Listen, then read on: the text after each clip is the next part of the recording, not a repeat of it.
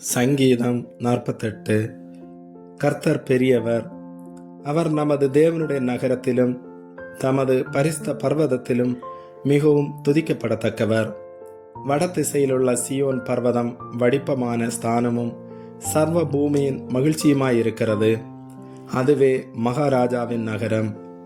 அதன் அரமனைகளில் தேவன் உயர்ந்த அடைக்கலமாக அறியப்பட்டிருக்கிறார். இதோ ராஜாக்கள் கூடிக்கொண்டு ஏகமாய் கடந்து வந்தார்கள்.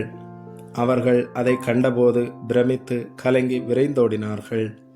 அங்கே நடுக்கம் கொண்டு பிரசவ வேதனைப்படுகிற ஸ்திரீயைப் போல வேதனைப்பட்டார்கள். கீழ்காற்றினால் தர்சீசின் கப்பல்களை நீர் உடைக்கிறீர்.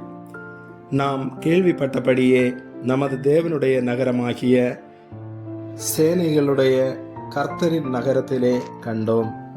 தேவன் அதை என்றைக்கும் ஸ்திரப்படுத்துவார்.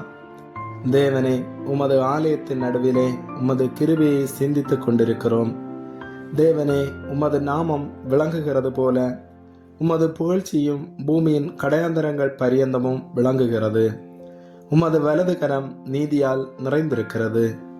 உம்முடைய நியாய தீர்ப்புகளின் நிமித்தம் சியோன் பர்வதம் மகிழ்வதாக.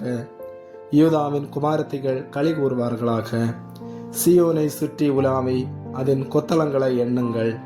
பின்வரும் சந்ததிக்கு நீங்கள் விவரிப்பதற்காக அதன் அலங்கத்தை கவனித்து அதன் அரமனைகளை உற்று பாருங்கள். இந்த தேவன் என்றென்றைக்கும் உள்ள சதா காலங்களிலும் நம்முடைய தேவன். மரண பரியந்தம் நம்மை நடத்துவார். ஆமென்.